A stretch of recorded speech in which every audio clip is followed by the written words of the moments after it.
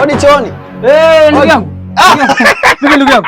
Sawa kabisa. Nilikuwa naongea na mwenye choo hichi ananiambia bwana mwenye choo huyu kahamia hapa. Huko ndo chooni kwangu napumzika kila siku ndugu yangu. Nalala huko sasa. Kwa uliama mwenye choo choo cha kwenu kidogo afu mwenye nyumba lazima uweke choo nikipana na hala fresh najiachia afu kwa 30,000. Wewe hapa choo unalipa 30,000. Kule choo kwani ilikuwa bei gani? Ya kule 50. Mwanangu hiki choo na umeme 30,000 utawala. Kabisa.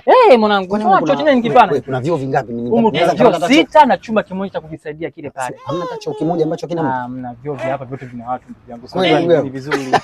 Umeona ndugu yangu. Hongera mwanangu. Sasa ndugu yangu mimi nilikufuata twende kazini.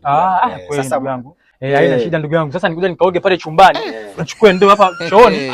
Nikaoge vizuri chapu. Sasa tukaribishane hata chooni kwako ndio paone bwana. Chooni kwangu hapo kuna TV nzuri. Kaa angalia enjoy. Ndala hizo. Kuja nikaoge. Sasa sikia mimi nakujua wewe ndugu yangu ukiingia chumbani kuoga unachelewa ndugu. Na wapi ndugu yangu? Ingia chumbani oga faster. Mimi nakusubiri chooni kwako sawa? Utawala haina noma ndugu yangu. Chooni kwako uko kali.